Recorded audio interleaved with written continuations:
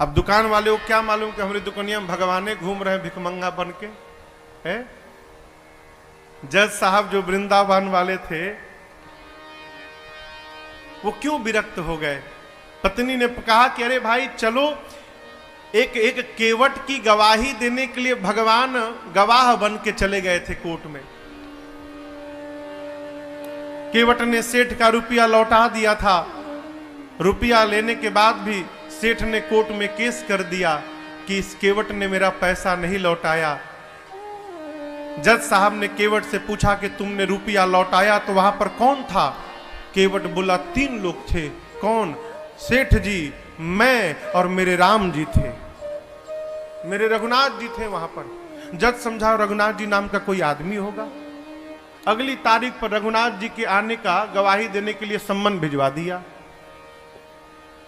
जज साहब ने। अब कोर्ट का संतरी पहुंचा गांव में, केवट जी गांव में, रघुनाथ जी कहां है, रघुनाथ जी कहां है, रघुनाथ जी हो तब न मिले। एक आदमी ने कहा देखो रघुनाथ नाम का आदमी तो नहीं है, रघुनाथ जी का मंदिर एक है जहां केवट रहता है।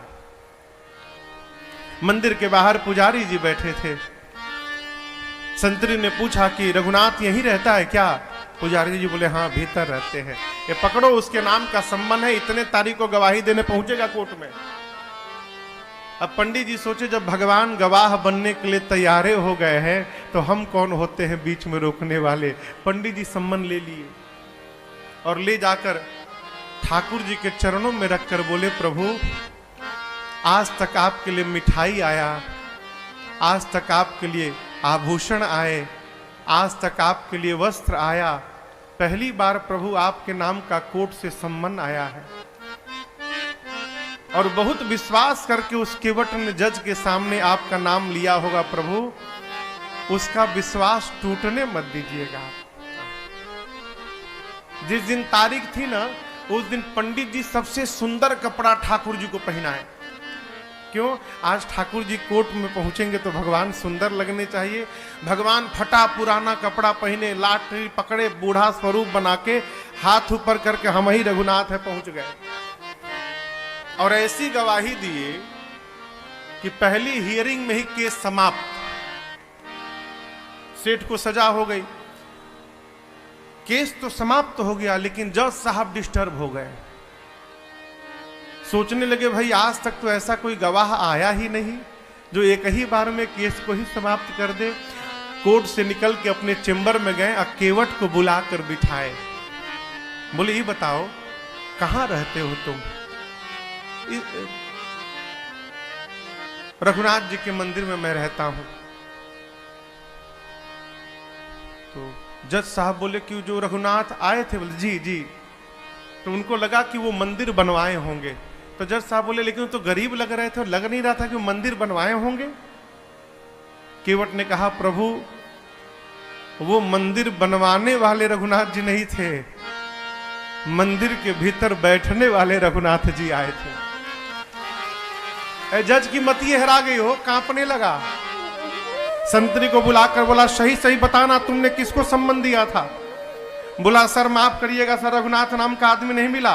रघुनाथ जी का मंदिर था, मंदिर में पुजारी जी को देके चला आया था मैं। तो जो आए थे वही पुजारी, नहीं पुजारी जी ये नहीं थे, दूसरे थे। जज को पूरी बात समझ में आ गई। घर गया और दरवाजा बंद करके जज साहब रोने लगे। पत्नी ने आकर पूछा क्यों रो रहे हो? पूरी बात बताए। पत्नी ने कहा इसमें रोने की कौन सी बात है? अरे मान लो धोखे में ही दर्शन हुआ, तुम तो भाग्यशाली हो, तुमको दर्शन तो मिला, नाचना चाहिए। बोले इसलिए नहीं रो रहा हूं कि राम जी चले गए, इसलिए नहीं रो रहा हूं, मैं इसलिए रो रहा हूं अरे कुर्सी पे बना जज मैं बैठा रहा, जगदीश खड़े समझाते रहे। जिनकी अदालत में पूरी दुनिया जाकर खड़ी होती है, आज उनको मैंने अपनी अदालत में खड़ा कराया। ऐसा वैराग्य चढ़ा हो जज साहब को, उसी समय रिजाइन दिए। सब घर परिवार छोड़कर चले गए वृंदावन। और ऐसा कहते हैं जब तक थे कभी बैठे नहीं वृंदावन में, खड़े रहे। लोग कहते थे बैठते क्यों नहीं आप? बोले मेरी यही सजा है, मैंने भगवान को अपनी अदालत में खड़ा करा के रखा था। अब मैं भगवान के धाम में जब तक जीवित रहूंगा तब तक मैं खड़ा रहूंगा, अब मैं बैठूंगा नहीं। कभी भगवान किसी रूप में आ सकते हैं माई बाप, आपकी आस्था वैसी होनी चाहिए।